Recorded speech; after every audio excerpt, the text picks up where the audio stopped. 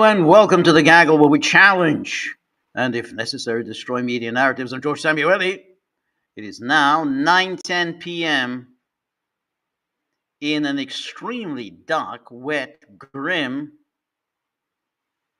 Budapest, where it's raining cats and dogs, thunder and lightning making their presence felt, and it's definitely not an evening to be out.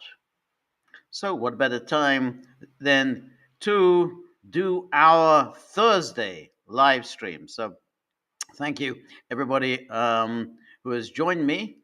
Peter Kovac says, Hodvod, how are you in Hungarian? And to which I'll say in Hungarian, Yol Köszönöm. So, yes, I'm well, thank you. So, anyway, there's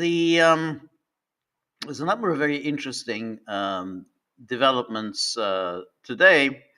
So, as you know, the day started with the killings outside. The killings in Washington. They took place in the Jewish, the Capitol Jewish Museum, outside of the Capitol Jewish Museum, and there were two young Israeli diplomats who were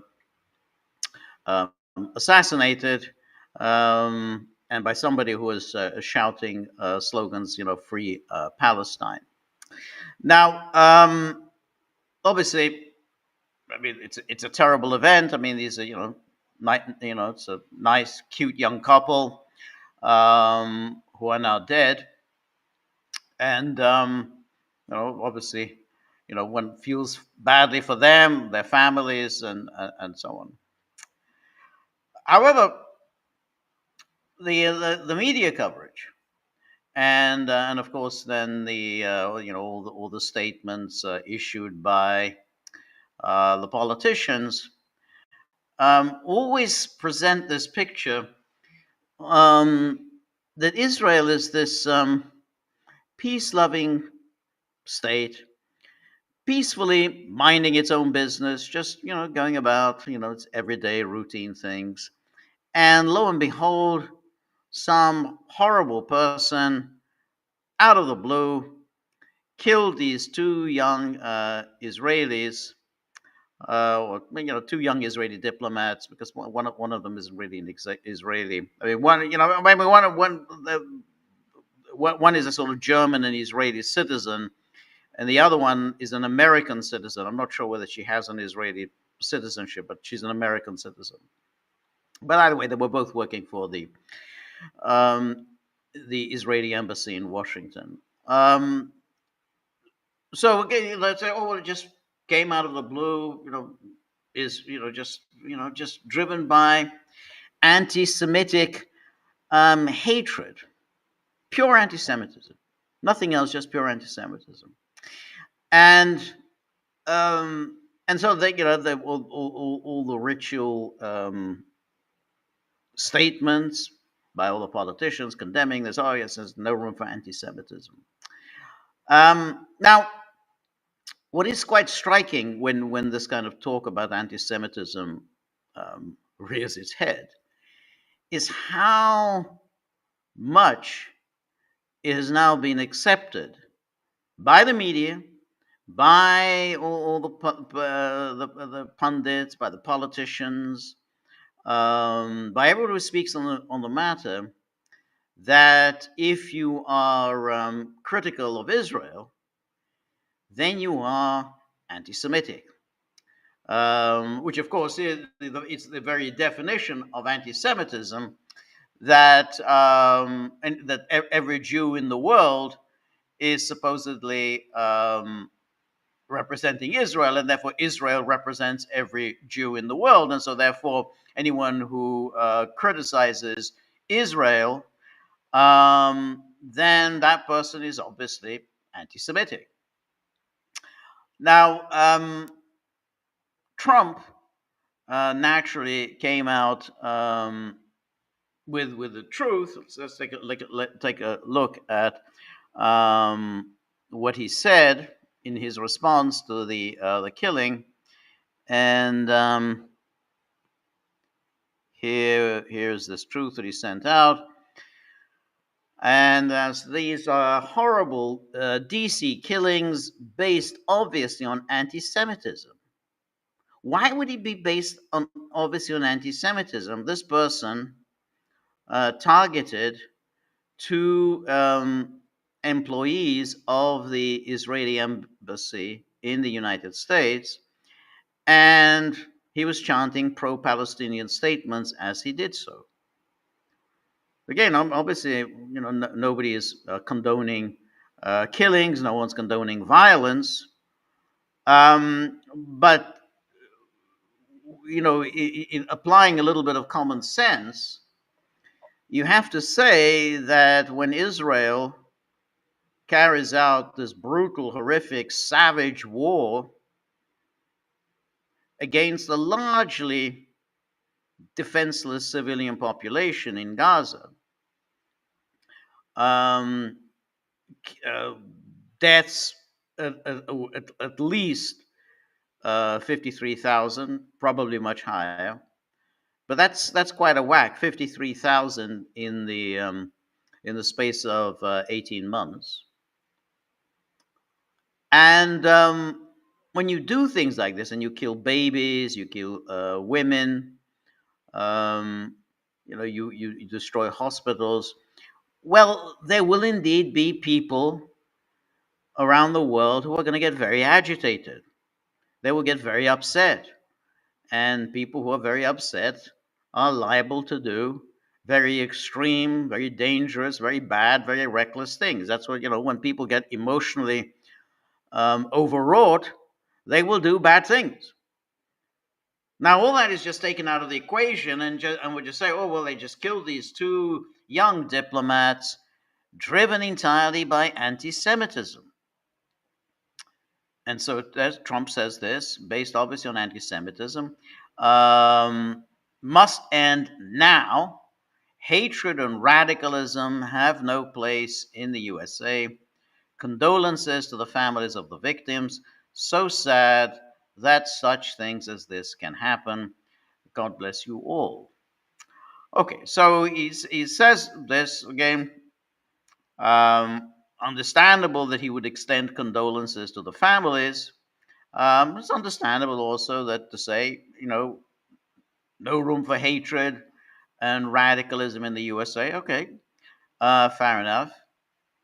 What isn't fair enough is to say that this is based on anti-Semitism.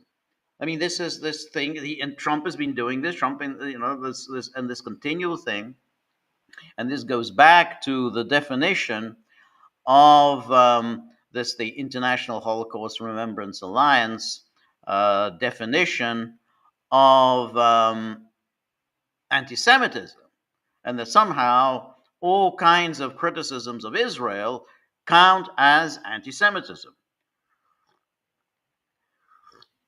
Now, as I've said, and it's not me. I mean, everybody else has said this. You can't get more anti-Semitic than the notion that Israel represents Jews around the world. Then any criticism of Israel, any attacks, any harsh words about Israel is somehow harsh attacks on the Jews. That's exactly what anti-Semites would say. Yeah, that's right. Israel and all the Jews around the world, they're one and the same. And so that's exactly what the International Holocaust Remembrance Alliance, whose definition of anti-Semitism is the operating principle of the U.S. government. The U.S. government under Trump, during his first administration, accepted this.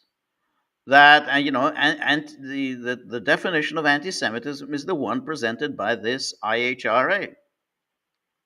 And that's how the U.S. government classifies anti-Semitism. Now, this, of course, was bad enough for Trump to say this, but my lamp has come tumbling down. This is really sorry about this. Let me adjust my uh, the lamp on my computer. Mm. Let's just hope it stays in place. Um, so this is bad enough, um, but naturally, the most obnoxious of Israeli politicians went ahead and blamed these killings on all kinds of critics of Israel. They apparently, those critics of Israel, and that includes political leaders in the West. It includes, um, the leaders of the government of France, Canada, and the UK, who issued quite a strongly worded statement the other day against Israel. And the reason they issued that statement, and we'll come to that in a minute, they issued that statement was that Israel was not allowing humanitarian aid to enter Gaza. There's starvation in Gaza. Even the Trump administration was finding that a little bit hard to take. But now this foreign minister of Israel, Gideon Saar, and came out and issued this. He gave a news conference. So let's take a look at what he said during this news conference. This is the foreign minister of Israel. And here's the full remarks of stars. He speaks of after terrorist murder of DC embassy staffers. And he says, this is the direct result of toxic anti-Semitic incitement against Israel and Jews around the world. That has been going on since the October the 7th massacre. So nothing at all, obviously, about what Israel has done, because it's waged a terror campaign almost entirely against the civilian population of Gaza. Slaughtered, as I say, 53,000 at the minimum, 53,000 Gazans. But apparently that has nothing to do with anything. That's not the reason why someone in the United States went crazy and attacked these two young people. No, it's the direct result of toxic anti-Semitic incitement against Israel and Jews. Now, the people have very strong feelings about the terror campaigns against largely civilian populations. I mean, if you're killing women and children in particularly horrific ways, and you're targeting humanitarian organizations, then people will feel very emotional. They'll feel very emotional also if you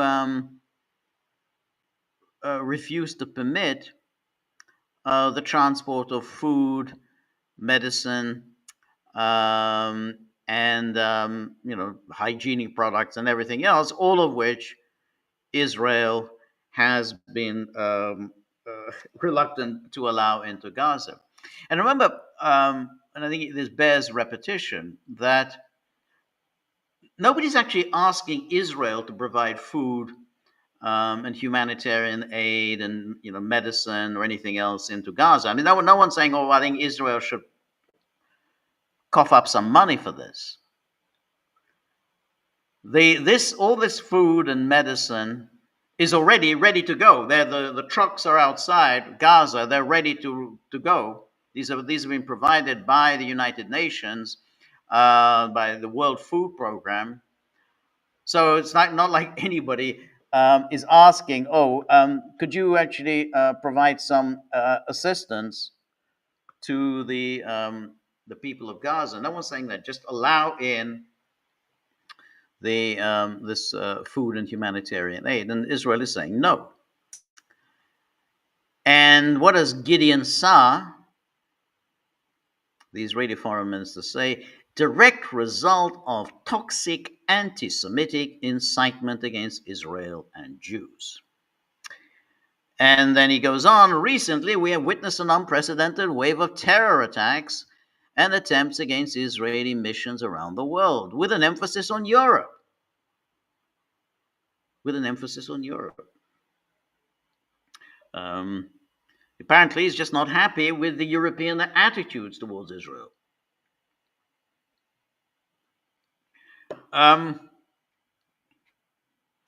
Israeli missions and representatives around the world are targets of anti-Semitic terrorism. See, it's already anti-Semitic. How many times has already said anti-Semitic, anti-Semitic? Why does he say that?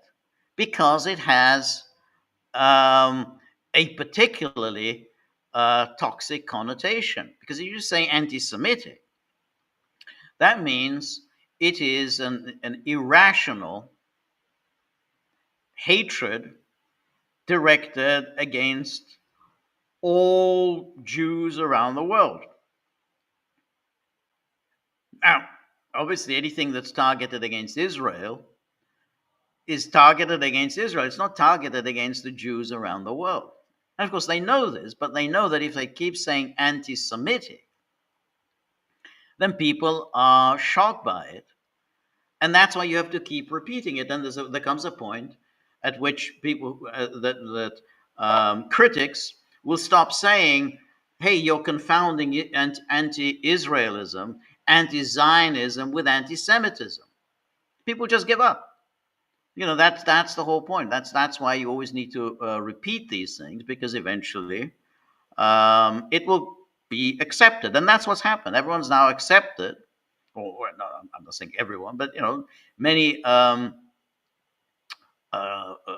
pundits and media outlets have accepted that anything directed against Israel is driven by anti-Semitism. It's purely anti-Semitism. In other words, it's driven by an irrational hatred of the Jews.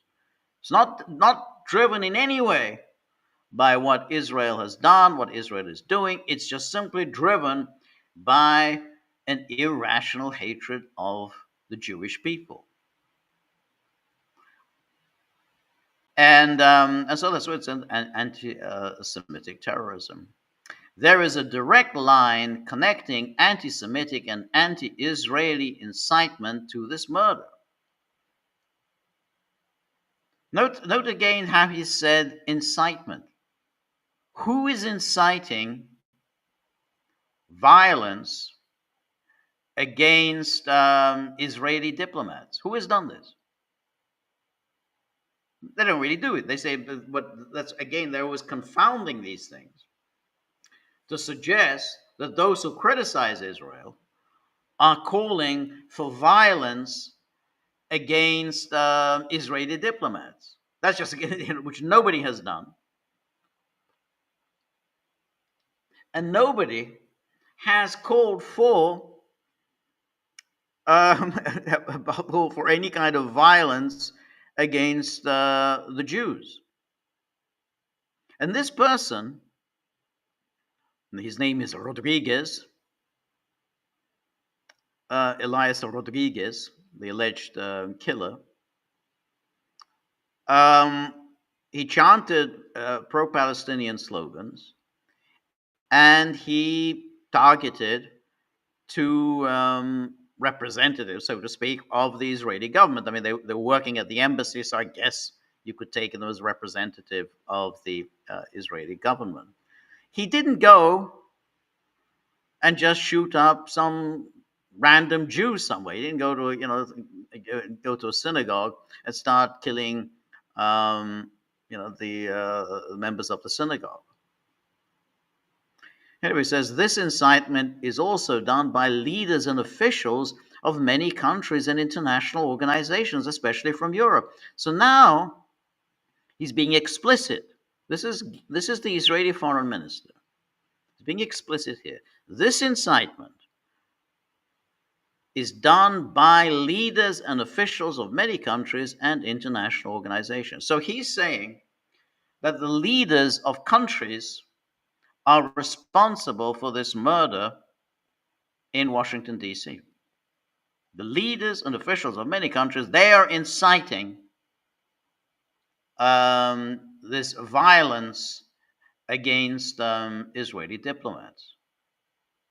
No evidence, of course, no evidence. He can just shoot his mouth off, making these ridiculous assertions. Nobody challenges this. He just makes this a completely outrageous accusation. Oh, well, in other words, those leaders who got a little bit upset recently, by the Israeli refusal to allow in humanitarian aid into Gaza. These people apparently incited these killings of these diplomats, and then he goes on. The words are the modern blood libels. Here we go, the blood libels. These libels about genocide, crimes against humanity, and murdering babies pave the way exactly for such murders. Well, let's leave aside the word genocide. I never use the word genocide. Others do. I don't. I think it's a very extreme word, and very hard to prove, namely that you are driven by the desire to eliminate from the face of the earth a certain people. I think it's very hard to prove that. But leave that aside. Crimes against humanity, murdering babies. Well, that's pretty much proven. I mean, I don't really think there's really much. I mean, murder, mass murder. Yeah, that's crimes against humanity. And the International Criminal Court has indeed indicted Netanyahu, charging him with crimes against humanity. And so that falls absolutely. Mass murder, yeah, those are crimes against humanity. And murdered babies, well, we know that you murdered babies. I mean, so there's nothing really here to argue about. But he says that those are blood libels. The global atmosphere has endangered Israeli and Jewish blood. That's all that matters. That other people are getting killed, that doesn't matter at all. Their lives are worthless. But you've endangered Israeli and Jewish blood. This is what happens when leaders in the world surrender to the Palestinian terrorist propaganda and serve it. Their statements and attacks blame Israel instead of Hamas. Now, not one person, not one political leader in the world, let alone in Europe,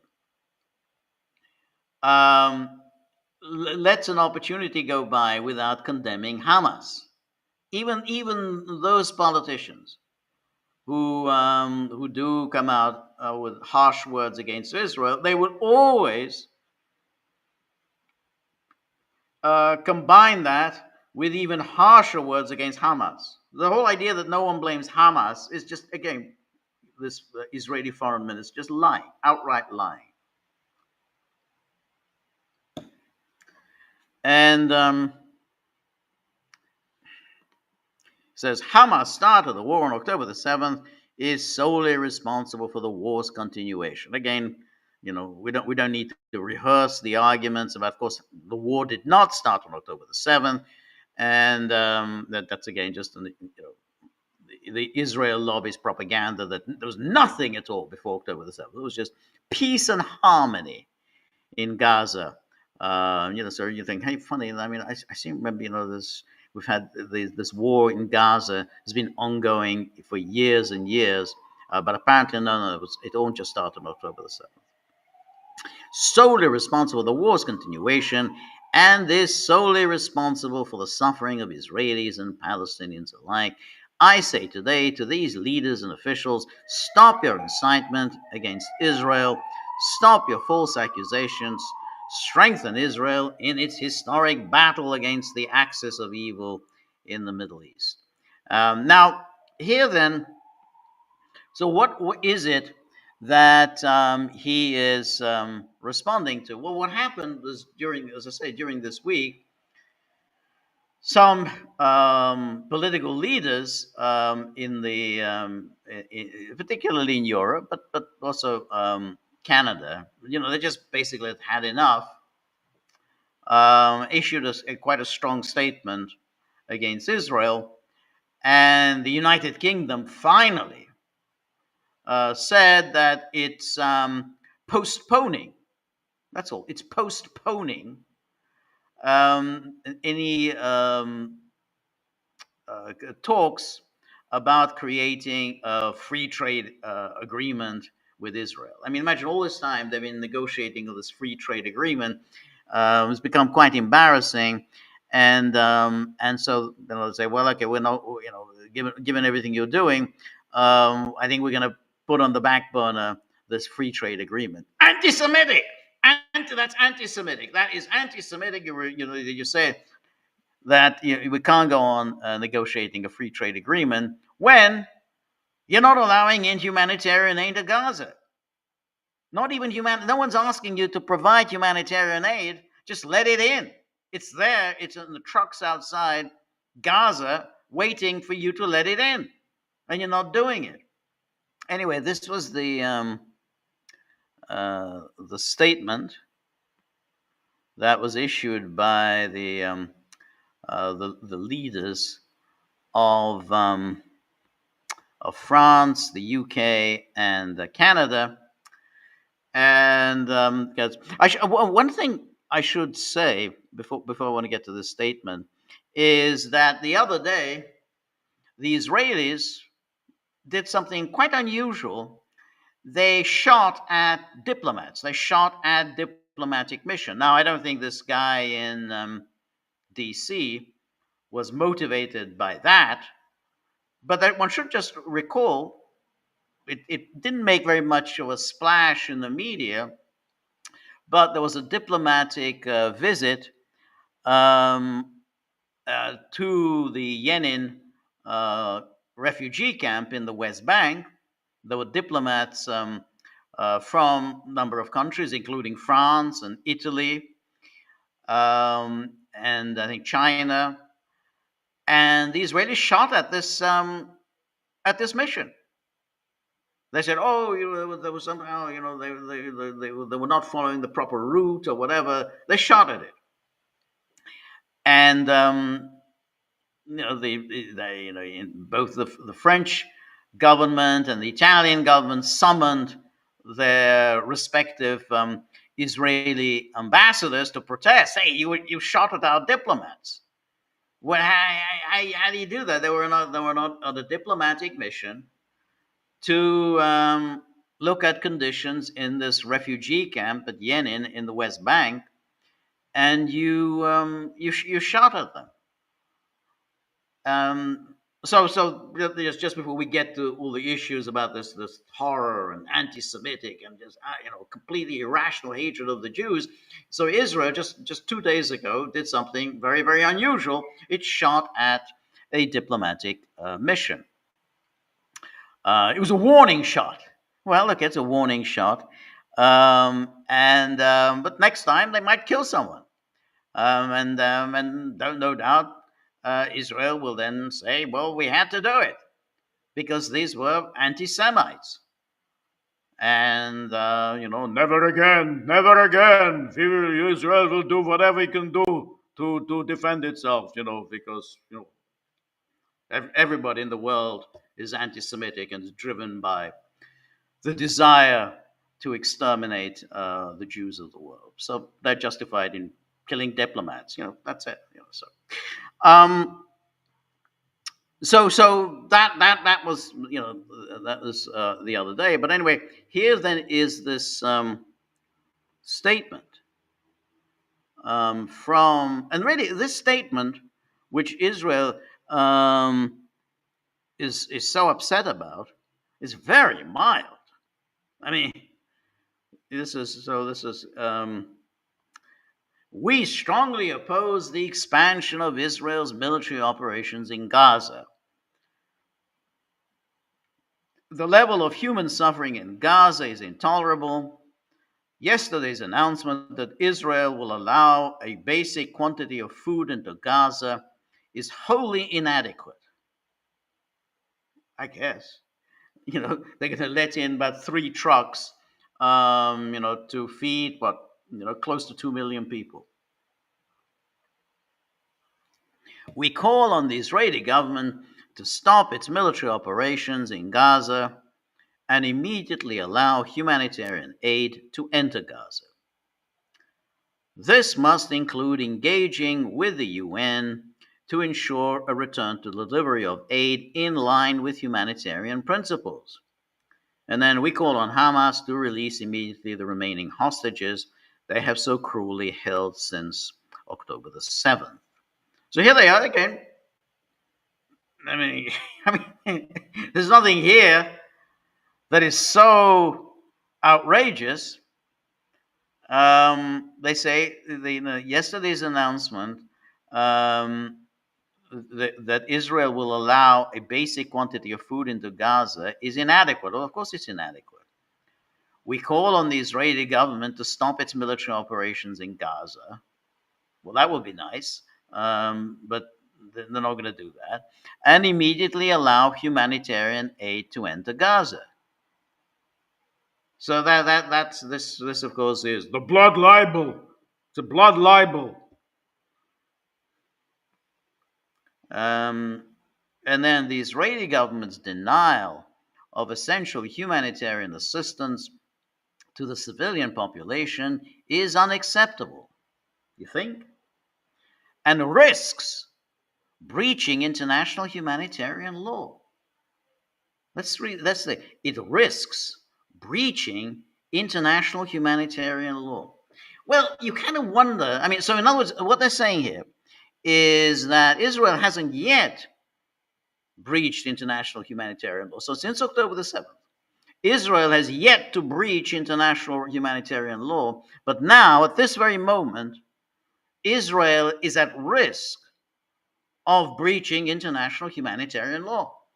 So all the killings and everything else, all the starvation that Israel has inflicted since October the 7th, all the mass killings, the burning of babies, everything else, that hasn't breached international humanitarian law. But now Israel is on the brink, very close, very, very close. Could be that it's at risk of breaching it.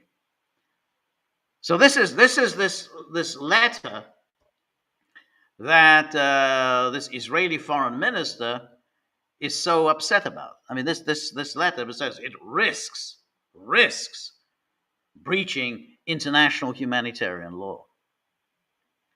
And here we have, again, back to the, it goes on. We condemn the abhorrent language used recently by members of the Israeli government. The ones where they talk about Palestinians like insects. They've been doing that for years and years. I mean, there's nothing unusual about that. That's how they talk about the Palestinians, that they're just insects. Threatening that in their despair at the destruction of Gaza, civilians will start to relocate. Yeah. So in other words, they're saying that, well, these members of the Israeli government are engaged in an ethnic cleansing campaign, threatening that in their despair at the destruction of Gaza, civilians will start to relocate. It's written in a very confusing way, so the meaning of what they're saying isn't clear. But what they're saying is that, hey, this is a policy waged by the Israeli government to make life so abhorrent, so intolerable for the residents of Gaza that they will start to relocate. Nothing, I mean, this has of course been said by many others. There's nothing new, and said that is the goal of the Israeli government. So, given that, how are these ministers now suddenly concluding that Israel is at risk of breaching international humanitarian law? I can't think of anything more clearly in breach of international humanitarian law than that. That you're attacking civilians, you're making civilian life so intolerable that they will pack their bags and go somewhere else. It's the very definition of, of a breach of international humanitarian law. Israel suffered a heinous attack on October the 7th. Um, we have always supported Israel's right to defend Israelis against terrorism, but this escalation is wholly disproportionate. You think? Now, after was it now 5? So that's 5. So now it's after it's that'd be 5. So it'll be 7. So it's 19 months. It's 19 months now, and it said this escalation is wholly disproportional. The disproportionateness of Israel's response has been apparent, really, from the very beginning. But now they say after this 19 months that it's wholly disproportionate. And then he goes on, we will not stand by while the Netanyahu government pursues these egregious actions. You think, what are you going to do now? If Israel does not cease the renewed military offensive and lift its restrictions on humanitarian aid, we will take further concrete actions in response. But they don't spell out what are these concrete actions. We oppose any attempt to expand settlements in the West Bank. Now, Israel has been doing this since 1967. They've been doing this since 1993, when they supposedly signed on to the Oslo Accords, and which was supposed to create a Palestinian state on the West Bank and Gaza. The settlements have continued unabated. And again, these ministers, driven by, of course, a rabid anti-Semitism, declare that we oppose any attempts to expand settlements in the West Bank. Next, of course, we're going to hear about we must make room for a two-state solution. We need a two-state solution. Israel must halt settlements which are illegal and undermine the viability of a Palestinian state. The viability of a Palestinian state. That's right. Yeah. They can just keep repeating this. No one's actually going to do anything about it. Try to, bring about a Palestinian state.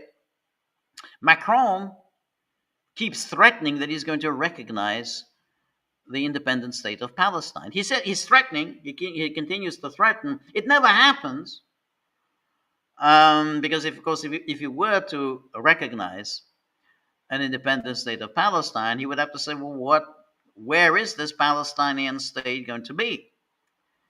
And if you are going to have a Palestinian state, well, what are you going to do about the settlements? And of course, they don't want to address that and say, well, we're against these settlements. That's the easiest thing in the world to say, because, of course, the settlements are against international law. They're against the basic law, which is the operating law, is the Geneva Convention 4, which is about the occupation of land. Israel seized this territory in 1967. It's been ordered to leave this territory in innumerable UN Security Council resolutions. But above all, you can't use territory that you've seized in war to settle your civilian population. So that's on the basis. And of course, you have all the UN Security Council resolutions condemning Israel for the settlements. So it's very safe for these ministers to repeat, well, we're against the settlements. We're not actually going to do anything about it. But we'll just say it. Sort of we sound good when we say it. And the security of both Israelis and Palestinians, we will not hesitate to take further actions, including targeted sanctions. Targeted. And whom will they target? And we strongly support the efforts led by the United States, Qatar, and Egypt to secure an immediate ceasefire in Gaza.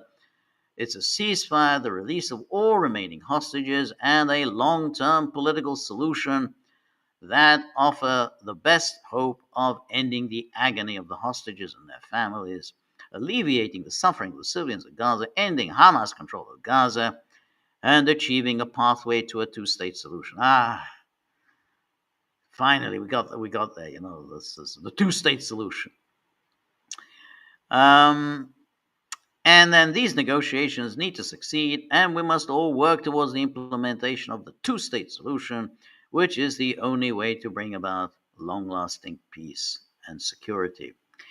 And then we will continue to work with the Palestinian Authority, regional partners, Israel, and the United States, to finalize the consensus on arrangements for Gaza's future.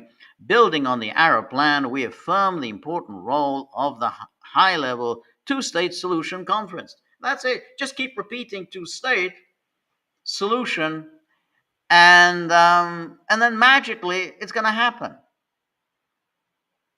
And and just as Macron and the rest will say, well, any minute now, we're going to recognize the state of Palestine. It's not going to happen. And even this very mild statement was enough to enrage Israel. So now we looked at the statement by Gideon Saar, the foreign minister, and of course, what does Israel do whenever anybody says anything that they take objection to? They just say, well, please, could you start moving towards the two-state solution that basically you would agree to in 1993 at Oslo, and there are these UN Security Council resolutions about withdrawing from occupied territories and not building settlements on occupied territory. Could you maybe do something about that? Anti-Semitism, supporting Hamas, and inciting terrorist attacks on Israelis. Blood libel. So anyway, then this was Netanyahu's response to the statement.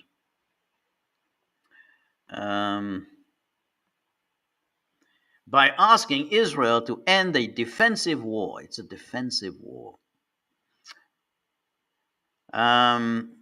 So Israel is the occupying power. It uses mass terror against civilian population, but it's entirely defensive. By asking Israel to end a defensive war for our survival. The survival. These women and children in Gaza apparently are threatening the survival of Israel, the nuclear power of the region. Defensive war for our survival before Hamas terrorists on our border are destroyed, and by demanding a Palestinian state. That's what you committed yourself to that. You committed yourself at Oslo for that. They apparently are demanding a Palestinian state. The leaders in London, Ottawa, and Paris are offering a huge price for the genocidal attack on Israel. It's now a genocidal attack on Israel. on October the 7th while inviting more such atrocities. The war began on October the 7th. Because that's right. Again, this is just, they always put out these ridiculous fairy tales. And of course, the Israel's apologists in the United States, all the Ben Shapiros and all the rest of them, Jordan Petersons and everyone else, they just repeat, the war began on October the 7th. Nothing at all happened before then. The war began on October the 7th when Palestinian terrorists stormed our borders, murdered 1,200 innocent people. Innocent people. I mean, they killed IDF people. But I guess again with Netanyahu, IDF, they're purely innocent. And abducted over 250 more innocents to the dungeons of Gaza. And then Israel accepts President Trump's vision and urges all European leaders to do the same. So this vision presumably is the a Gaza free of Palestinians. Trump never really said that, but maybe you could interpret his I think somewhat foolish statements. That's what he meant. That essentially Gaza would be free of Palestinians. The war can end tomorrow if the remaining hostages are released, Hamas lays down its arms, its murderous leaders are exiled, and Gaza is demilitarized. That's what he says. Of course, that the war would not end tomorrow, because of course Israel will never accept that Gaza is demilitarized, and then basically, Gaza in Israeli eyes, by definition, is a militarized entity threatening the Israeli state with extinction. So it would not end. I mean, it really wouldn't end until all Palestinians are driven out of Gaza. No nation can be expected to accept anything less, and Israel certainly won't. This is a war of civilization over barbarism. Israel will continue to defend itself by just means until total victory is achieved.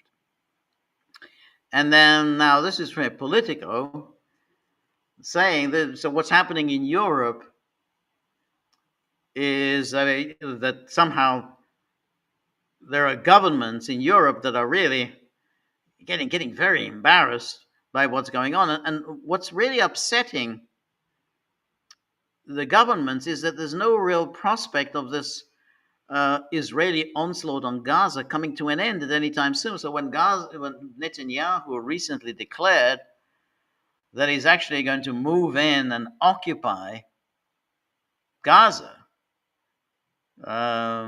this new Operation Gideon's Chariots, the occupy Gaza, then they just simply thought, well, this is just going to go on forever.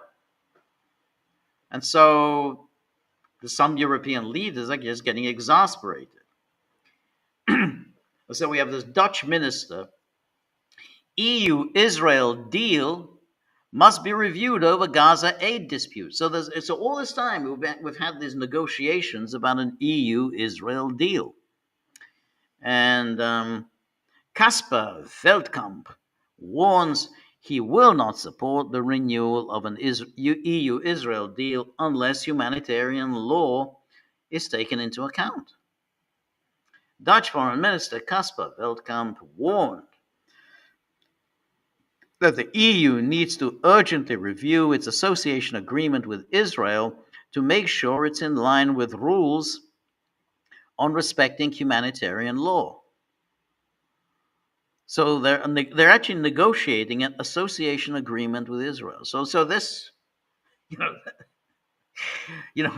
was everything that Israel has done. The state, and apparently it merits an association agreement with the EU. It has to, but we have to make sure that it's in line with rules on respecting humanitarian law. Not really sure whether Israel is respecting humanitarian law. It's a tough one. We need to investigate. The situation in Gaza compels us to take this step, he said in comments shared with Politico. Our government will draw a line in the sand. Focusing on Gaza, Veldkamp questioned Israel's efforts to distribute humanitarian aid to inhabitants of the war-ravaged enclave. Failure to uphold international law risks violating Article 2 of the Association Agreement between Israel and the EU. I guess it does. I mean, if you're going to associate yourself with Israel, and Israel is so flagrantly contemptuous of international humanitarian law, then you might think, well, yeah, but that's, you lie down with a dog, you get up with his fleas, and that probably means that Europe itself might not be acting in accord with international humanitarian law. That's a thumbsucker. The Israeli system of distributing aid does not appear to be compatible with the humanitarian principles of neutrality, impartiality, and independence, and would not allow for the unconditional and unhindered distribution of aid to people in need. I guess it doesn't appear to be compatible with those humanitarian principles. And then here's another article in Politico. It says, EU to launch Israel trade review as Gaza crisis worsens.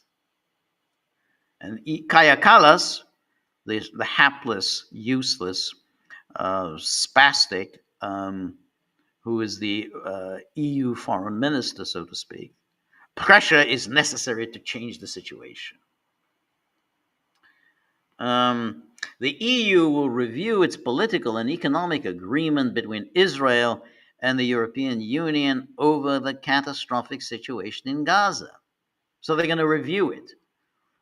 So all this time, they've been negotiating this political and economic agreement, and apparently it hadn't occurred to them that somehow Israel may be in violation of international humanitarian law, and therefore the EU, in signing an association agreement, may also be in violation of international humanitarian law. Now remember, these people, Kaya Kallas among them, are regularly spluttering and fuming, with and ranting and raving and raging about Russia. All of Russia's actions. Now remember, whatever else one can say about the war in Ukraine, it's more or less been attacks on military targets. I mean, obviously there have been civilian casualties, but nothing on the scale of what's happening in Gaza. So although the EU and Kaya Kallas accuse Russia of attacking civilians, it simply isn't true. Obviously there are civilian casualties, known as the collateral damage, which indeed does happen in war, but they don't target civilians. So on both sides, I mean, Ukraine and Russia have more or less been targeting legitimate military targets. Yet the Kaya Kallas and Ursula von der Leyen, all the rest, rant and rave about Russia, knowing that there's no comparison between in the sort of ratio of civilian casualties to civilian targeting and military targeting between the two situations, the war in Gaza and the war in Ukraine.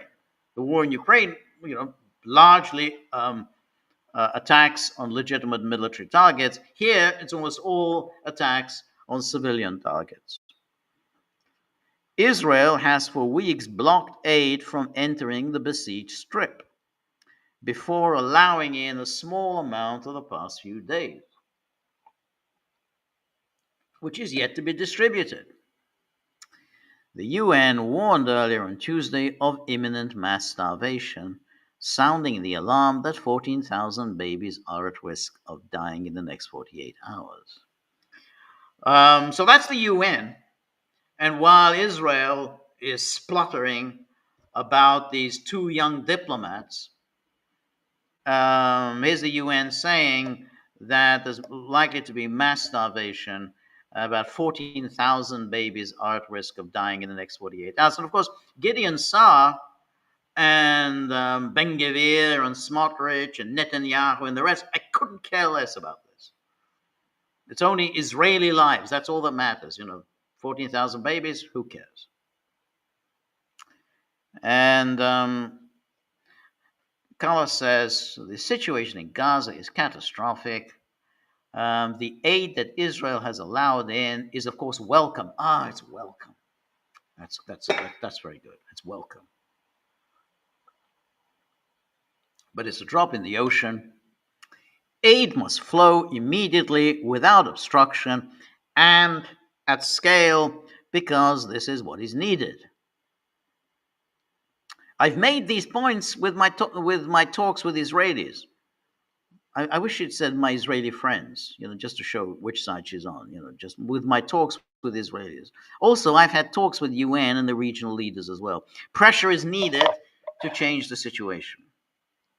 Kaya Kallas, obviously, she doesn't really want to deal with this. She only wants to deal with Russia. She, with her background in Estonia, the only thing that matters to her is her loathing for Russia. And then here another article in Politico. UK halts trade talks with Israel. They brought them to a halt. The move is in response to Israel's block on aid in Gaza. Britain has halted free trade agreement negotiation with Israel in response to Israel's block on aid to Gaza. The halt to negotiations was announced as part of a package of measures, including sanctions on 3 individuals, 2 illegal settler outposts, and 2 organizations supporting violence against Palestinian communities in the West Bank. So this is very safe. They talk, we're going to impose sanctions, sanction this, sanctions that. But the only thing they ever do is they hit these easy targets of these illegal settlers. The Biden administration did this. We're going to get tough with Israel. What are you going to do? We're going to impose some sanctions on some settlers. As if, the settlers are carrying out government policy. If it wasn't Israeli government policy to facilitate the settlements, they wouldn't be there. They wouldn't be in the West Bank if they weren't carrying out Israeli government policy. So the idea of picking on them rather than the Israeli government, which enables the settlements, it just shows the complete uselessness, ineffectuality of the Europeans. And here's the statement, the oral statement by Foreign Secretary David Lammy, one of the dimmest bulbs ever to occupy the position of Foreign Secretary. And here he says, the Israeli government's egregious actions and rhetoric have continued. They are isolating Israel from its friends and partners around the world, undermining the interests of the Israeli people, and damaging the image of the state of Israel in the eyes of the world. I find this deeply painful. Why does he find this deeply painful? If Israel behaves egregiously, horrifically, then you should do something. Why would this be painful to you? As a lifelong friend of Israel, they always say this thing, I'm a lifelong friend of Israel. No one says this about anyone else. Well, I'm a lifelong friend of France. You'd be an idiot if you said that. I'm a lifelong friend of Belgium. All my life, I've been a friend of Belgium. Luxembourg is my favorite. That's my, I love Luxembourg. So it grieves me when something happens in Luxembourg that I don't like. And a believer in the values expressed in its Declaration of Independence. you know, the Declaration of Independence, this was a result of a mass expulsion of the indigenous population. The whole idea of using the Declaration of Independence as some glorious moment of Israeli history just shows the absolute fatuousness of these people. As the Prime Minister and fellow leaders said yesterday, we cannot stand by in the face of this new deterioration. It is incompatible with the principles that underpin our bilateral relationship. Therefore, today, I'm announcing that we have suspended negotiations with this Israeli government on a new free trade agreement. No, we're not going to cancel any free trade agreements. We're not going to say we're not going to have a free trade agreement. And we're not going to say we're going to cancel all negotiations towards a free trade agreement. We're going to suspend them until such time when it might not be so embarrassing to launch these negotiations. And then I say now to the people of Israel, I want a strong friendship with you based on our shared values, with flourishing ties between our people and societies. Why? Why would we want a strong friendship with a state that these Europeans have said violates international humanitarian law on a regular basis? Why would you want a strong friendship with them? With flourishing ties between our people and societies, we are unwavering in our commitment to your security and to your future, to countering the very real threat from Iran. Oh, the very real threat from it. Where did that come from? What's Iran done? Whom is Iran killing? Whom is Iran burning alive? The scourge of terrorism, and of course, yes, the evils of anti-Semitism. But the conduct of the war in Gaza is damaging our relationship with your government. And as the Prime Minister said, if Israel pursues its military offensive as it has threatened, failing to ensure unhindered provision of aid, where are we? We will take further actions in response. So that's, obviously, this pathetic statement was enough to get the Israelis to start screaming anti-Semitism, and so that's the blood libel, and so that's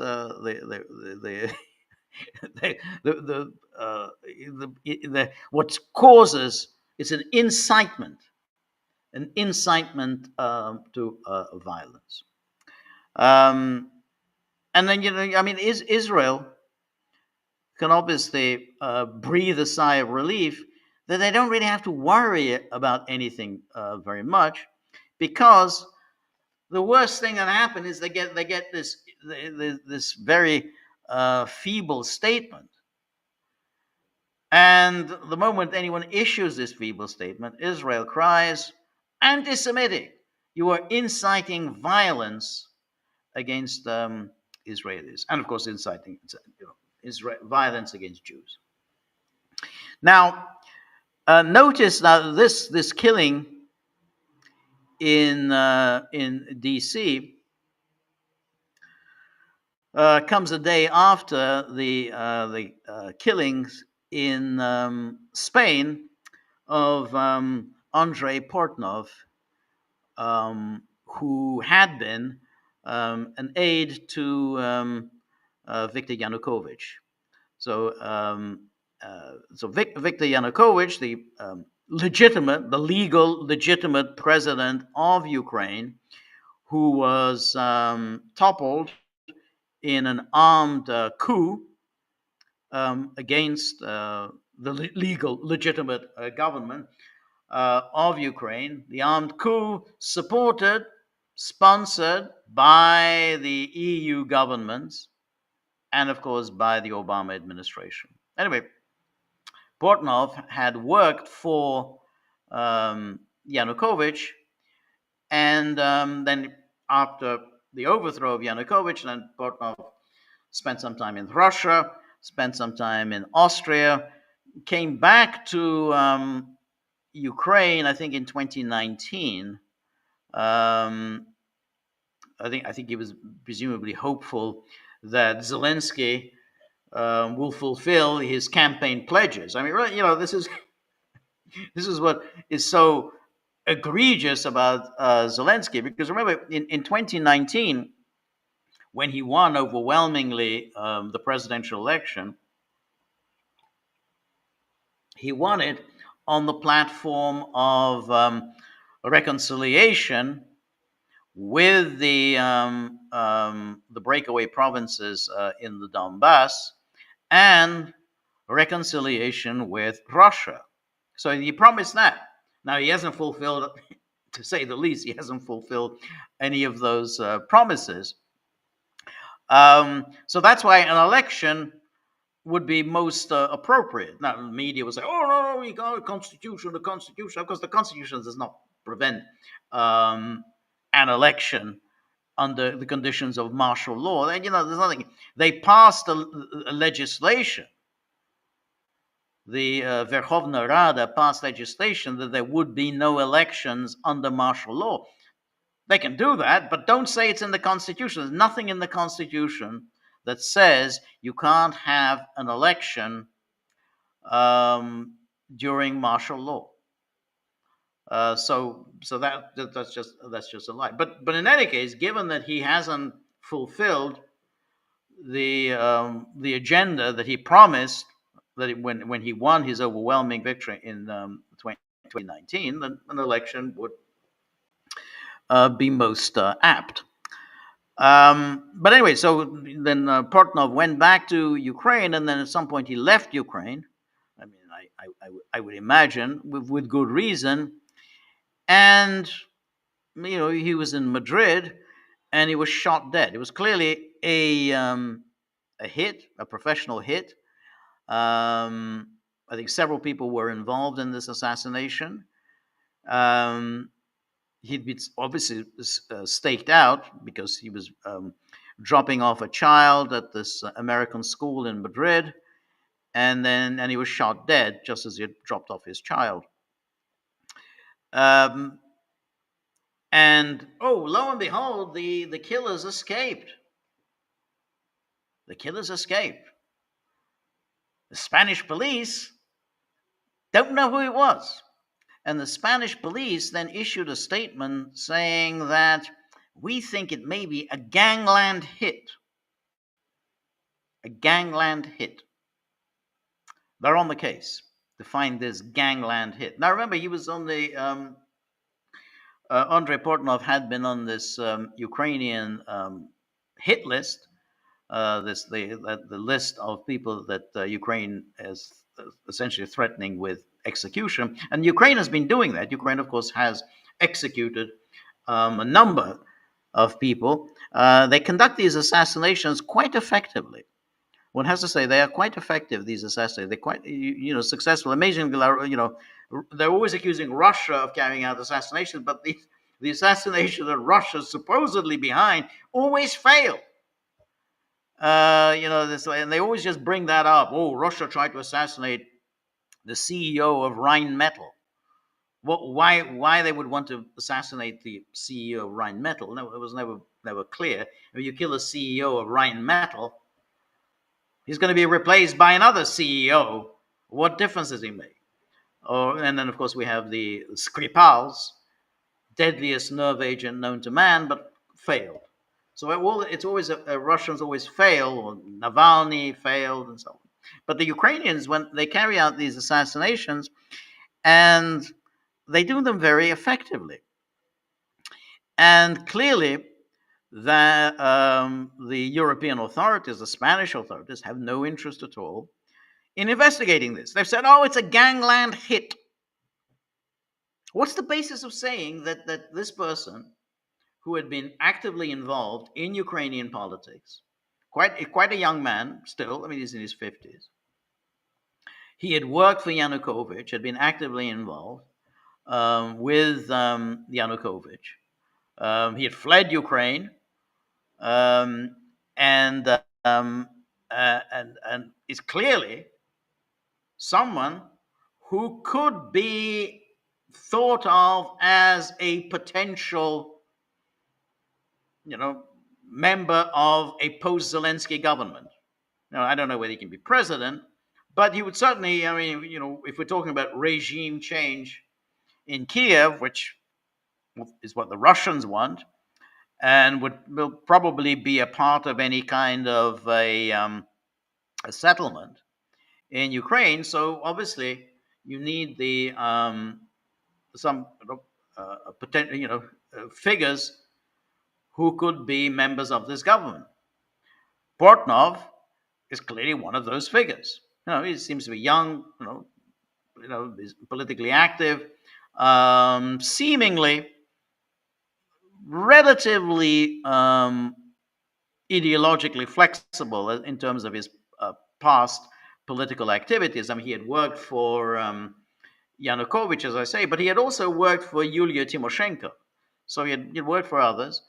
As I say, he left after Maidan and the coup that overthrew Yanukovych, but then he returned. So he did return, and then I think under Poroshenko, they pursued some treason charges against him. That never went anywhere. Then he left Ukraine again. So he would be someone who would be a member of a post-Zelensky government. So there's a lot of motive as to why he would be part of a hit. Certainly, Arestovich, who did work for Zelensky, who knows Zelensky very well, Arestovich said, unambiguously, this is a hit. The Ukrainian government ordered a hit on Portnov. They're the ones with the means and the motive. They have a track record of carrying out assassinations, and they were the ones who did this. But the Spanish authorities, no, it's a gangland hit. And they're on the case. They're going to be looking for these gangland hits. It's a little like, O.J. Simpson looking for the real killer. I got to find out, who killed Nicole and Ron Goldman. He's on the case. So the Spanish are on the case. They're looking for this gangland hit. So already we know they're never going to find out who did this, because of course they can't possibly bring themselves to admit that their client state, the state that they're bankrolling, they're arming, that they've made an existential matter for Europe, this state is a gangster state that carries out assassinations on the streets of European cities. They can't do that. They can't immortalize. Hey, this is the this is the state that you're bankrolling. They're carrying out assassinations on your streets. So this is kind of very similar to the Nord Stream, where the Germans, well, they can't really accept that their great friend and ally, the United States, blew up the Nord Stream gas pipelines, but I can't accept that. So they say, oh yeah, the Ukrainians. Yes, that's it. The Ukraine. I mean, they tried the whole Russia did this, but that's just too ludicrous. Even Germans aren't going to believe the Russians would blow up their own gas pipeline. So yeah, it was some Ukrainians. So then you say, okay, so you mean again your client state, the state that you're bankrolling, they They blew up your gas pipeline. They're the ones who made sure that you're not going to get cheap gas from Russia, and you're going to go on supporting them. Yeah, and then they had, okay, well, they changed the story. Okay, yeah, it was a rogue element. These were some rogue elements within the Ukrainian um, intelligence services. Out of control. Out of control. They were not, this was not ordered by Zelensky. No, no, it was just rogue elements. And that's what they're going with. Now, the Spanish are just simply saying, oh, yeah, it's a gangland hit. And the media, naturally, repeat this nonsense. So the media, they're just all telling us what a terrible person Portnov was. They bring in Paul Manafort. Oh, yeah, he was with Yanukovych. Manafort, they were trying to present a positive image of Yanukovych in Washington. And, there's basic, yeah, he's totally corrupt. Yeah. Well, corrupt. Yeah, that's it. Corrupt. That's the ubiquitous term. Corrupt. He was involved in the killings at Maidan, and they're saying that somehow Yanukovych was the one who ordered the killings in Maidan. When we know, after the meticulous research carried out by the professor at the University of Ottawa, and we knew it at the time. There's nothing mysterious about it. We knew it at the time that the rooftop snipers were from the opposition. The shots were coming from a building occupied by the opposition. We knew it then, and we heard that we heard that overheard telephone call in which Catherine Ashton, who was the Kaya Kallas of her day. She was the foreign, EU High Representative for Foreign Affairs at that time. She was told on the phone that the shots were coming from the building occupied by the opposition. And yet the media is still repeating, oh, yeah, Yanukovych, and that means Portnov were behind the killings at Maidan. So here you have assassinations carrying out on the streets of Europe, in the streets of the countries that are fervently pro-Kiev, as Spain is. And they're going to get a lot more of this. A lot of guns have been sent to Ukraine. A lot of very bad actors in Ukraine now have guns. And you're going to get a lot more of these kinds of hits on your streets. But said, oh, well, it's a gangland hit. Anyway, let's take a look at our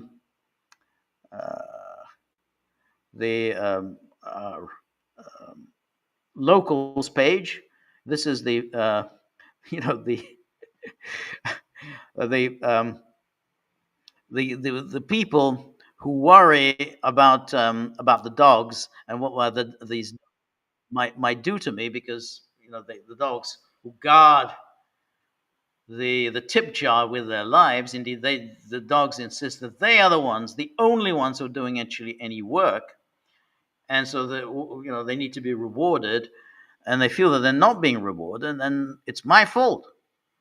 So I really appreciate our locals community that feels sorry for me and wants to help me out. Trying to relieve the pressure that I have to face from these dogs. So thank you, everybody who contributes to the tip jar.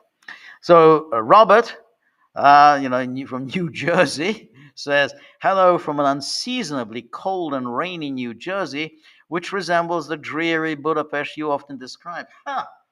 Well, that's interesting. I mean, I certainly don't want to express pleasure in your misfortune, but at least you clearly see what I have to put up with. So, as I say, the rain is coming down hard, and I even have to close the windows. I don't particularly like doing that, but I have to close the windows because otherwise this apartment would be flooded from and the thunder and the lightning and everything else. So I guess I guess you have to put up with something like that in New Jersey. But but at least the temperatures already,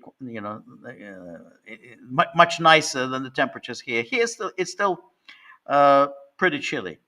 So anyway, thank you, Robert from New Jersey, and Marty. Always very good to see you. Thank you, Marty.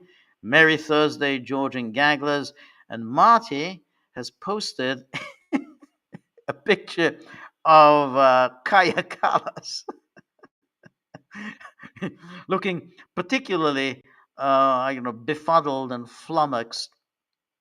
As I say, I mean, she really doesn't want to talk about Israel and Palestine. She feels that she's forced to because there are people in Europe who are upset about it. She just wants to talk about Russia, nothing else other than that. That's all she really wants to do. That's the only thing that really interests her. So you can see she makes all these routine pro forma statements about Israel. Well, yeah, well, we need more aid has to be allowed in. We need to apply pressure against whom, for what, but she's not interested in this.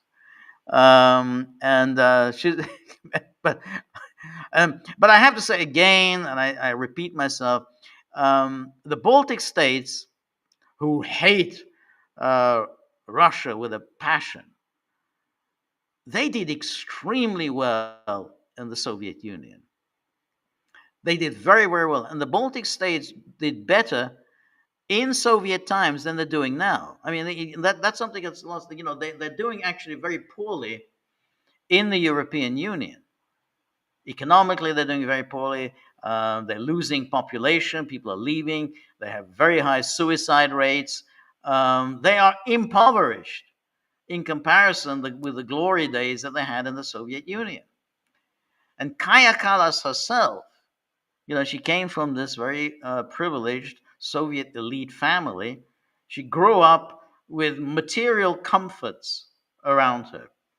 I think we've posted, I think, pictures in the past where she's living in this, obviously in quite a well apportioned apartment, and with her parents, who also look very comfortable. She's sitting in a rather cute way on the in her on the armchair. She was that's a very good life, and yet the way she presents it, this horrific oppression that the Baltic states live by, when precisely everybody knew in the Soviet Union that the Baltic states were living much better than Russia was.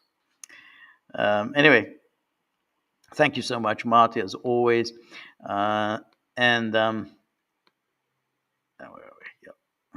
Anne Marie, always very good to see you. Thank you so much, Anne Marie. Thank you for your generosity. Anne Marie is a distinguished musical expert who, when she has time, always contributes very informative, knowledgeable, and insightful comments on music, based on her extensive experience with playing in the finest orchestras of Europe and working with some of the finest composers around. And now she prepares to perform in Wagner's The Ring. She doesn't have as much time as she normally has, so I really appreciate it, Anne Marie, that you've given us time. It's really very generous of you, and so thank you so much. And then Psinook, thank you so much, and always nice to see you, Psinook. And says, thanks for the discussion. The Europeans, Americans, and Russia, for the most part, are only making symbolic actions to protest the genocide in Gaza, while Israel cries anti-Semitic terrorism after 2 diplomats were killed in D.C. Will this ever change? Probably not, because there's a kind of a fateful coalition of powers in Israel's corner. And you're absolutely right to put Russia in that same group. Russia only makes these very pro forma comments. Yeah, we gotta, make sure, international humanitarian law has to be observed. Yeah, 2-state solution. And then best of all is when Zaharova, she goes through, yeah, we got to revive the Quad. That's it, the Quad. I mean, the Quad.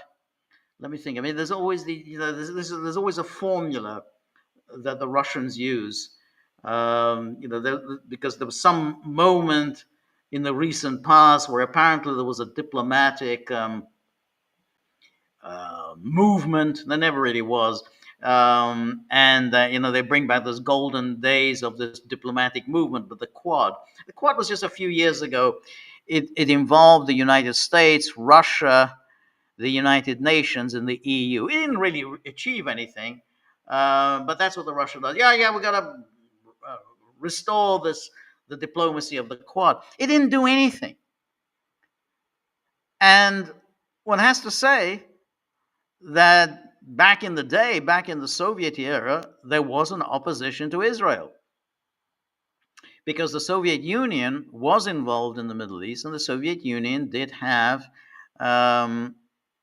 or at least did lead a coalition of rejectionist powers.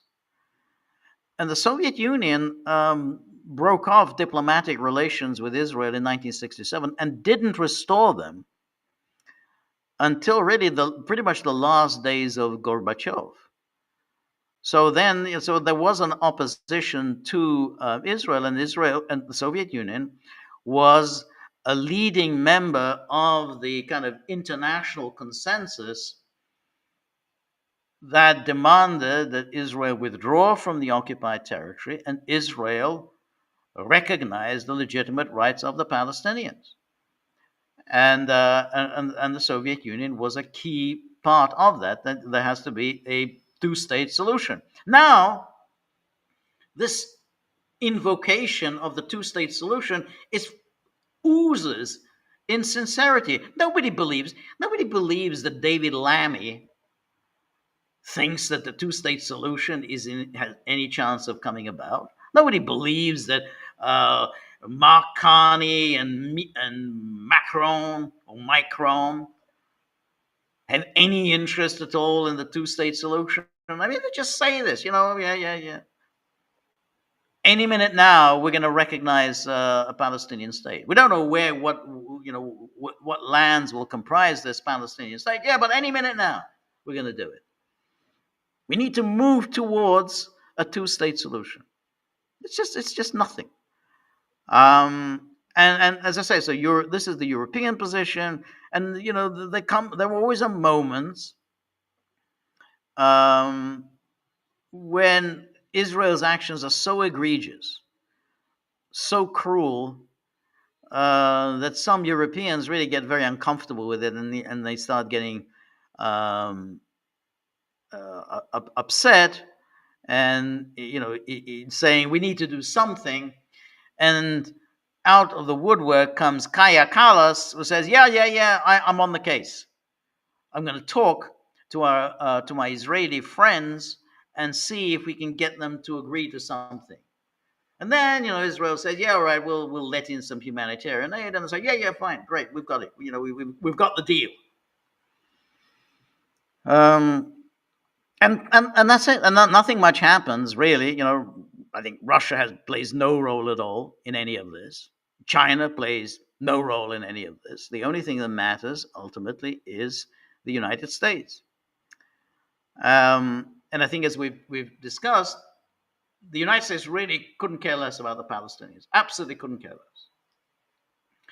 What the United States does care about is Israeli policies that actually affect American interests. The Palestinians are absolutely not an interest of the Americans.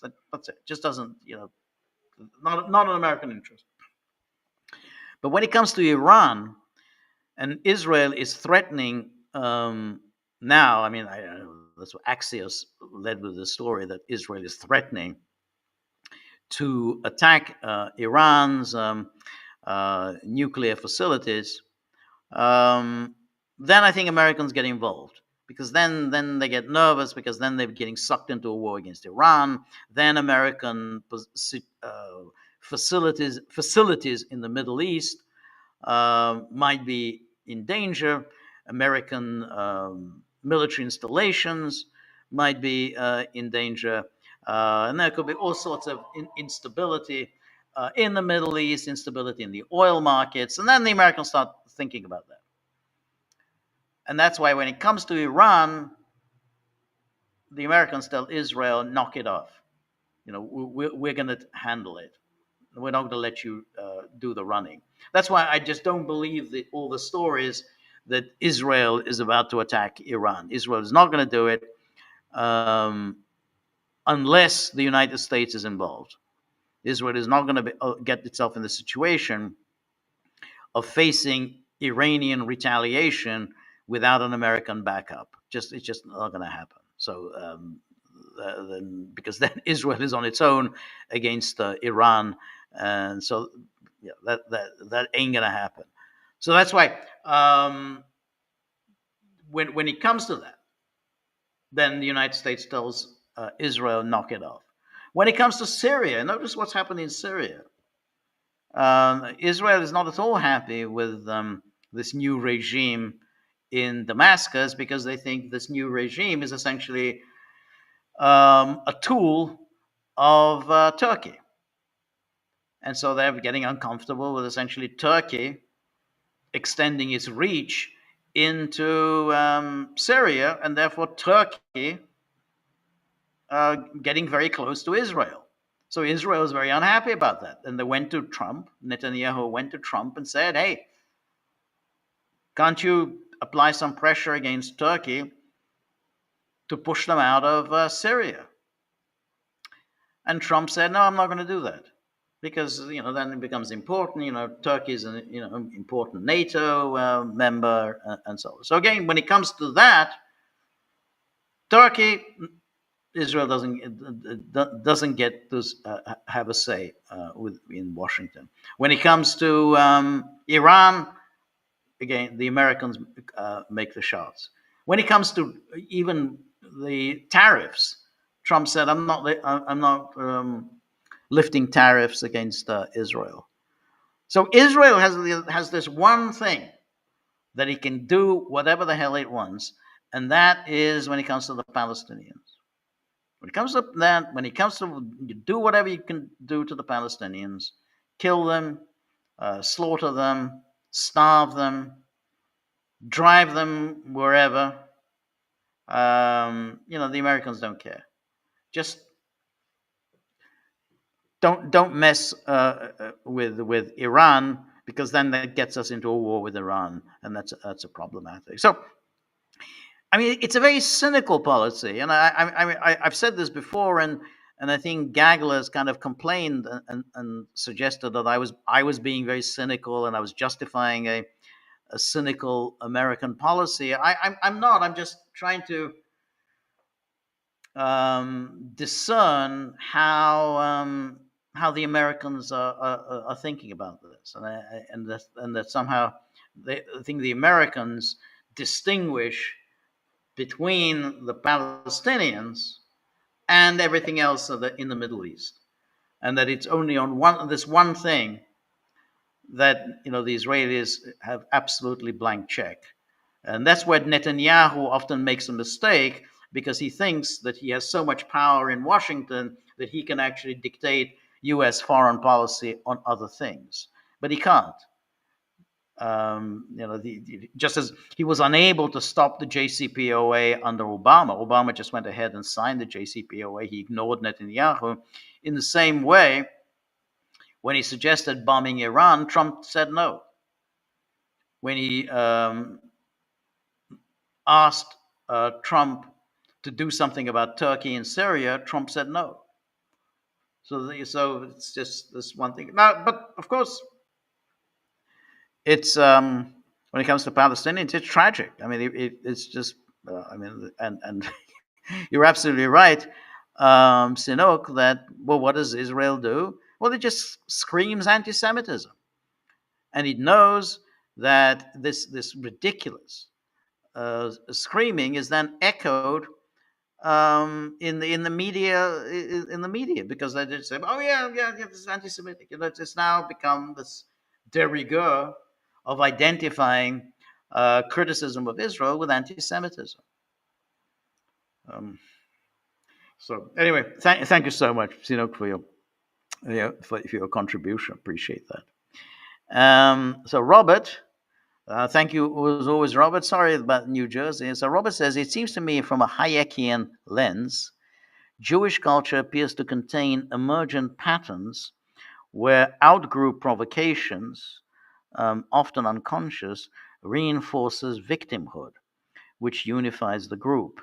This is supported by a polemical discourse style aimed less at uncovering truth and more at silencing dissent, further preserving group cohesion through contrived moral framing.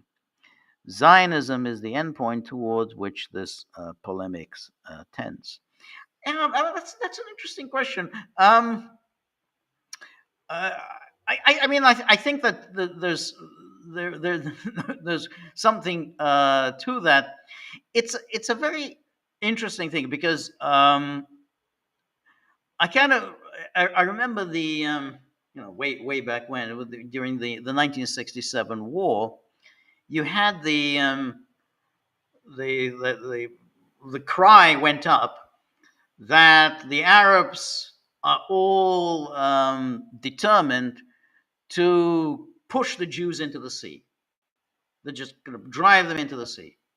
It's they unreasonably, in an unprovoked way, they launch this attack on this one, Jewish entity in the world, and the goal was to make them, cease to exist. So they had that. Somehow the Jews were, under threat. The annihilation. They were facing annihilation, and then immediately, almost,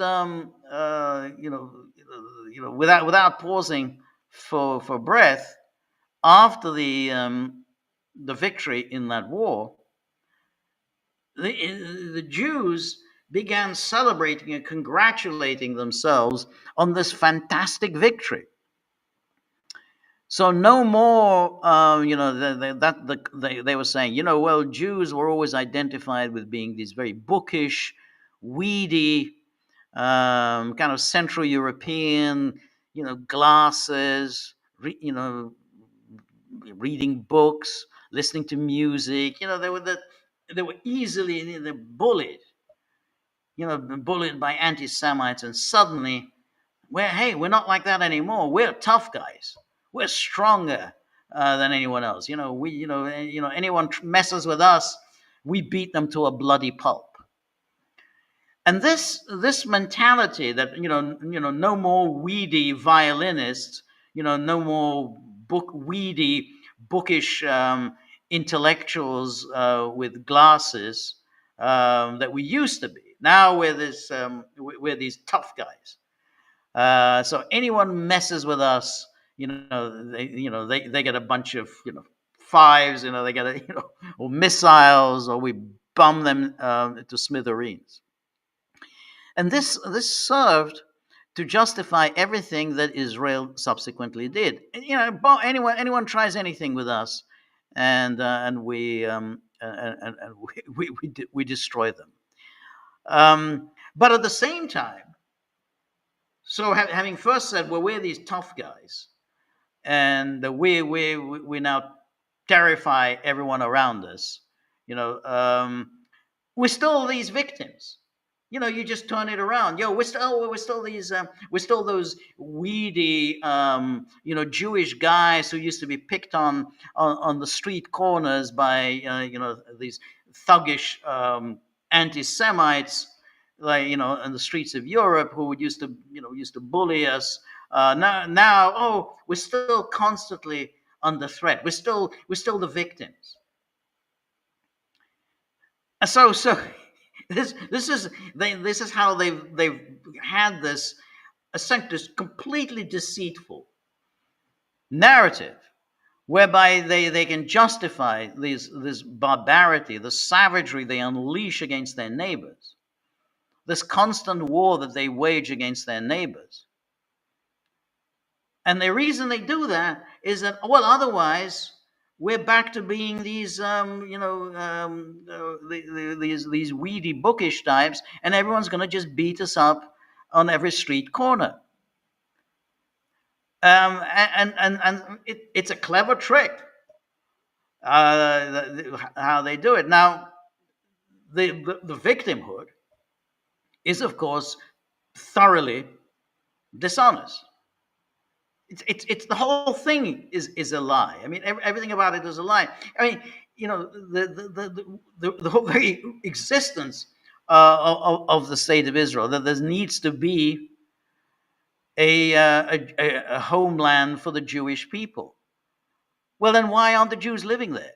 Why do Jews prefer living in the comfort of New York? Why do they prefer, living in the leafy suburbs of the United States, or living in comfort in London and Paris? If they, why aren't they there in Israel? Well, they don't want to be in Israel. Why would anyone want to be in Israel? But they come along, and they often justify these Israeli crimes, and they play the victim. Now here, here you have, for decade after decade, the most successful ethnic group in the United States and everywhere else. They're the most successful ethnic group, the Jews, and they're the victims. It's just amazing. They're always the victims. They're always the victims. They're always somebody is after them. There's always they're on the brink of extinction. And say, well, if you're on the brink of extinction, why aren't you going there and living there? Why aren't you preferring why do you prefer to live in the much nicer places like London and Paris and New York, rather than in this in Israel? But they continue justifying this the extraordinary cruelty, and so the cruelty, yeah, we have to do it, otherwise we will be exterminated. Meanwhile, I'm living in this very, very comfortable house in Belgravia in London, making a ton of money, and apparently I'm facing extermination. So it's when you say about the silencing dissent, yeah, I mean it's I mean the way it's done. I mean, that's why I talked at great length today with the horrible Israeli foreign minister, where he explicitly, I mean, this is almost unheard of, for somebody to say, oh, these foreign ministers, these prime ministers are responsible for the murder of these two Israeli diplomats. They are responsible for it because they had the temerity. And remember, I read that statement of theirs. All they had the temerity to say that Israel needs to conform to international humanitarian law. That's all they said. They didn't say, hey, Israel must immediately withdraw from Gaza. Israel must dismantle the settlements. Israel must recognize the legitimate rights of the Palestinian people. Israel must facilitate the creation of a Palestinian state. They just said, can you let some food in, please? But even that, apparently, is the height of anti-Semitism.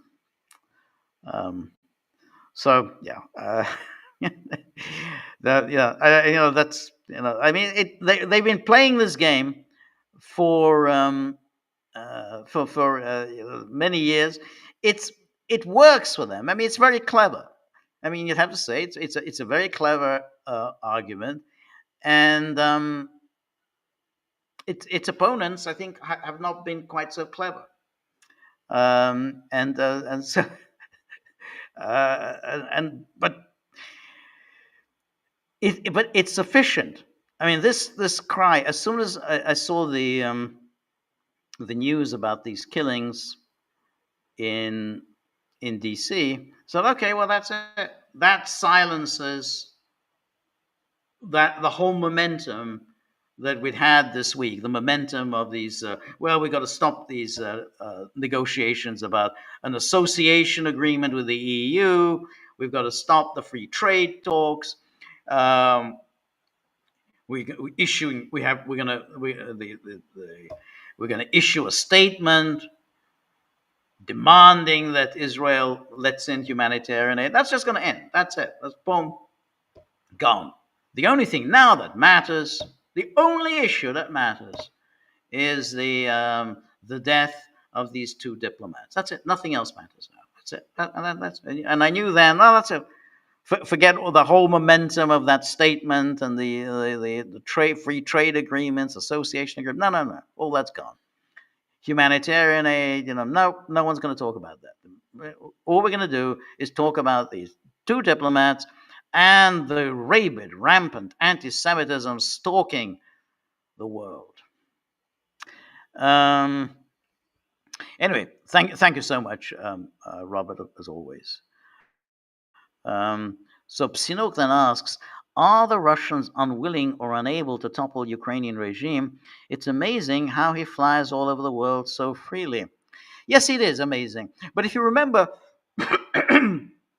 right in the earliest days of the war, Putin gave his word to Naftali Bennett, who was acting as a kind of a mediator with with the Ukrainians and the Americans and the British, when Bennett said, well, can you give me your word that you won't kill Zelensky?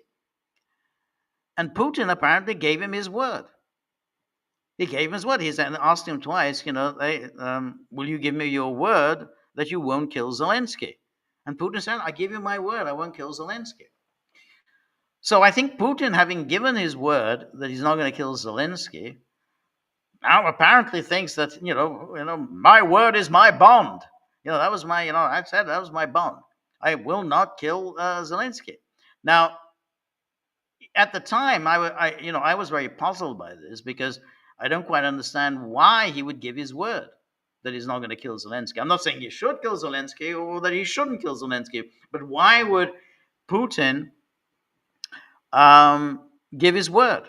I mean, if need be, if necessary, you absolutely kill Zelensky. If Zelensky stands in the way of a peaceful resolution, then you kill him. But I just found it's completely mind-boggling for Putin to give this commitment to keeping Zelensky alive. And Trump would never have given his word. If somebody asked, well, can you give me your word that you won't kill whatever, some leader? He's never going to give his word. He'll probably say something like, well, I hope I won't have to do this. That's what he said, and that's all Putin should have said. Well, I hope I won't have to do this. I hope he'll stay alive. I hope he'll live a long, prosperous life. But I'm not saying that I'm not going to kill him. I mean, I hope I don't have to.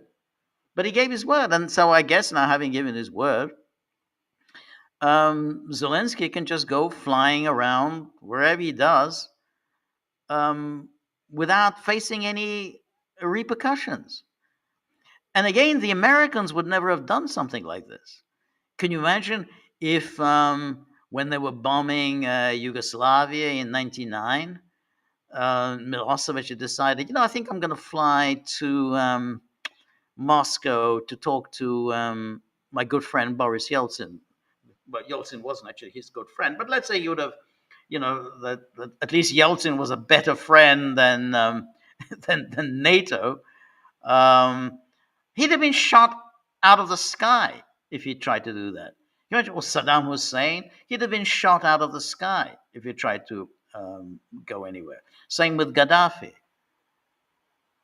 The Americans would absolutely not allow somebody just to fly around when they're targeting the leader's country. But Zelensky does this, he goes here, he goes there. And throughout these trips, he adds to his kind of stature in the world. He said, he comes across as a world leader. He gets to fly around. Putin doesn't get to fly around. Putin does not get to fly around because there's an international arrest warrant, and he would have difficulties flying over European airspace. I mean, apart from the fact that Russians can't use European airspace, but in his case, it would be particularly problematic because there's an arrest warrant for him. Putin can't fly around. Zelensky can. So it's like you've got this formula that Zelensky, he can go wherever he wants. He's free. Chats here, chats there. Putin has to stay put, or maybe he can go to China. He can go to Mongolia. He can't even go to South Africa. Remember that poor guy, Ramaphosa. Oh, poor guy. He was waylaid by Trump. Oh, the poor Ramaphosa. Remember, Ramaphosa could not guarantee Putin that he would not be arrested in South Africa. South Africa, one of the leading powers of BRICS, the BRICS, changing the constellation of the world. And Ramaphosa could not guarantee that Putin would not be arrested in South Africa.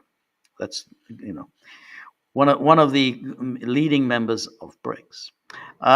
So yeah. Anyway, I agree with you. Yeah. So anyway, Robert says, I used GPT to explore Ukraine's history, much shaped by the USSR.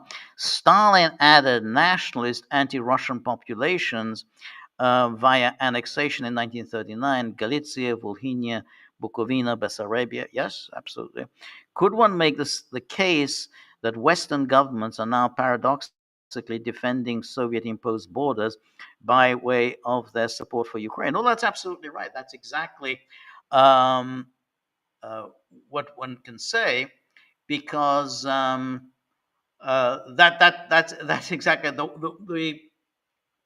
what the Soviets did. They treated Ukraine extraordinarily generously at the expense of the Russians. And so, before that, remember the Donbass was taken from Russia and shoved into Ukraine by Lenin. And then Stalin, as you said, added additional things, Galicia, and then, Bessarabia and Bukovina. And then, of course, also Transcarpathia from Hungary. So Ukraine became really very big. So given that, and the goal was always to promote Ukrainian nationalism at the expense of Russia. I mean, that was what the Soviet system did. Every other nationality was promoted at the expense of Russianness. And that stems from Lenin, who talked about the greater Russian chauvinism. So that was always in the Soviet Union. So when the Soviet Union was broken up, and Ukraine was able to walk away with all these goodies that had been stuffed into that country, then of course the Western powers said, yeah, absolutely, we are going to defend the international frontiers, or we're not going to defend them, not actually going to physically defend them. We're going to support and call unalterable the international frontiers of Ukraine, because the Soviet Union had been so amazingly generous to Ukraine at the expense of Russia. I should have also said that Khrushchev also added something to Ukraine. He gave them Crimea. So really, one Soviet leader after another, from Lenin to Stalin to Khrushchev, had been amazingly generous to Ukraine and at the expense of the Russians. So naturally, the West, is determined to insist that these borders, these essentially they were regional boundaries of Ukraine, become international frontiers. Of course, that's like absolutely going to insist on that because it comes at the expense of Russia. And so, oh, it has to be, Bessarabia and Bukovina. Of course, they're part of Ukraine. When Romania, when this guy Simeon said, "Well, I think that they're part of Romania," this causes outrage. No, no, no, it belongs to Ukraine. Crimea belongs to Ukraine.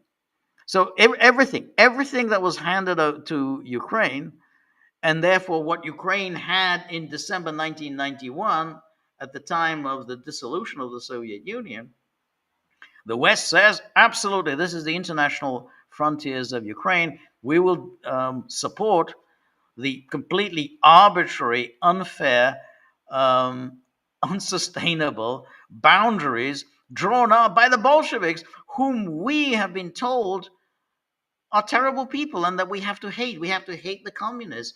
Turns out we don't hate the communists. When they draw up these borders, which come at the expense of Russia, then we are absolutely support them.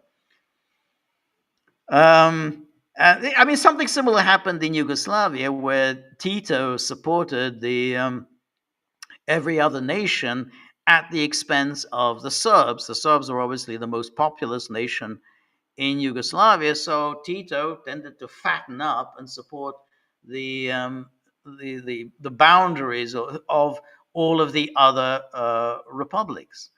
And then, of course, when he broke up, then boom, the the Serbs were shafted. And again, the West rushed in and said, yeah, that's it. These administrative boundaries drawn up by the communists of Yugoslavia, these absolutely arbitrary boundaries that had no national or ethnic logic to them, they are absolutely sacrosanct as the international frontiers. So yeah, that's what the West have been done. Anyway, thank you so much, Robert. Um, and then Anne Marie and says, "Thank you, George, for your genuine and passionate words about Israel and Gaza." Okay, I have to say that I could pull out my hair upon the hypocrisy and stupidity of all these narratives. Yeah, of course, and the imbeciles who are buying it. We are hearing. I am truly furious and desperate at the same time. No, I mean, it's awful. I mean, without. And worst of all is when you hear these voices of these Israeli officials, like the Israeli foreign minister. It's just so repugnant.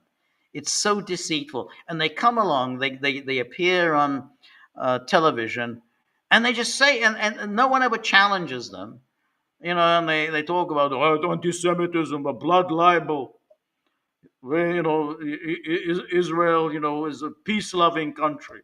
We were attacked by Hamas.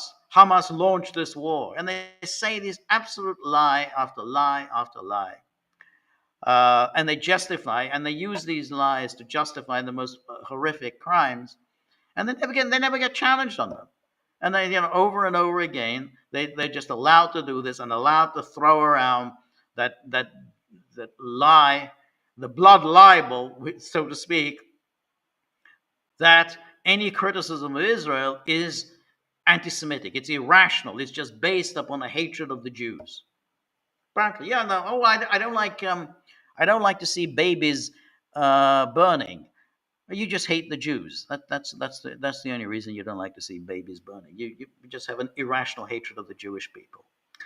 So, I absolutely agree with you, Anne Marie. It's horrific, really obnoxious, and then and just I just find it just grating, particularly when I have to listen to these Israeli officials. It's just one of those repugnant things on the face of the earth. Anyway, as Anne Marie, as always, thank you so much. Sinok says, I guess that would be seen as the ultimate act of anti-Semitism if Putin took out Zelensky. I suppose so.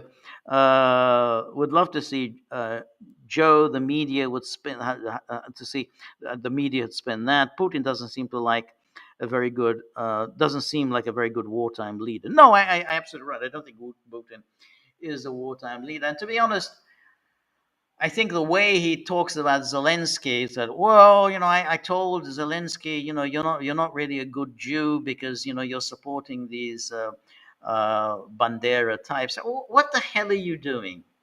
What the hell are you doing having these kinds of conversations with Zelensky about whether he's a good Jew or not?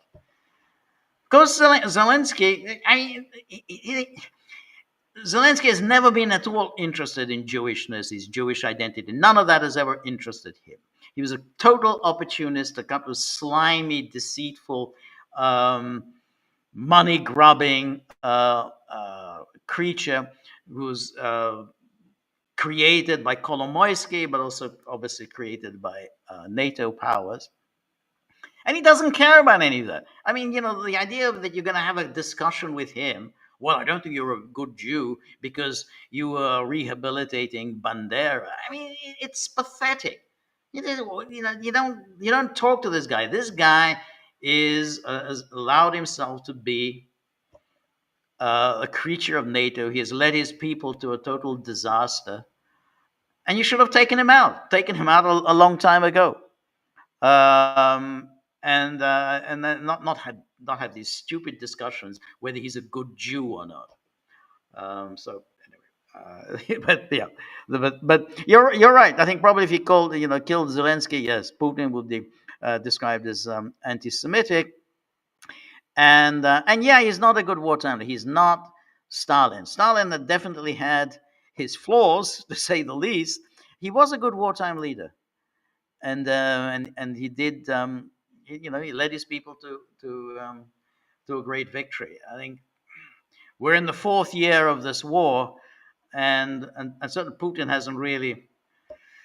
I think he hasn't really succeeded in articulating a clear vision of what Russia's goals are, what the final outcome should be, and that's why we're kind of having these discussions about Trump, as if the only thing that matters is Trump. Oh, Trump, this is Trump made this mistake, or Trump made that mistake, and Trump hasn't done enough for Russia. Trump hasn't cut off Zelensky, and Trump doesn't know what he's doing. Why are we talking about Trump?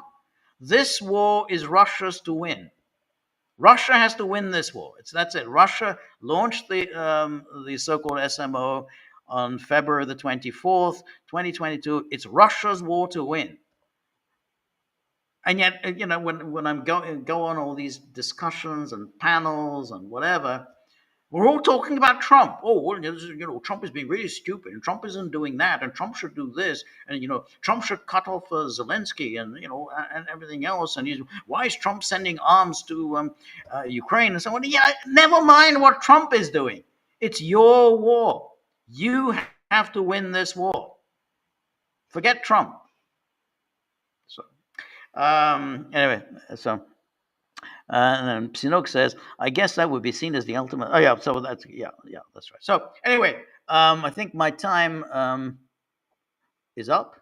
Much appreciated all your comments and contributions and really fascinating observations. I really appreciate all of our gagglers. I see Anne-Marie has posted something from Jonathan Cook. Jonathan Cook is he's a really good writer. So it's Jonathan Cook, a Substack. So everyone should link to that, because I think Jonathan Cook is always a very good writer and is always worth reading. So thank you so much, Anne-Marie. Anyway, thank you for today.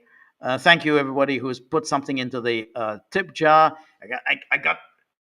I'll be able to talk to the dogs, man to canine, I guess. More like they talk to me, canine to man. And then we can say, look, I mean, this is what we got the tip jar, trying to do my best or whatever. But anyway, we're going to have do some more podcasts over the weekend, and then next Monday we'll do the live stream with Peter, and then on Tuesday, 3 p.m. Eastern Time, it will be time for my solo. Hope to see everybody then. Until then, have a great weekend. It's grim here, but I hope wherever you are, the weather's a little nicer. Not for Robert in New Jersey, but for everyone else. So thank you so much. See you soon. Good night. All the best. Bye bye.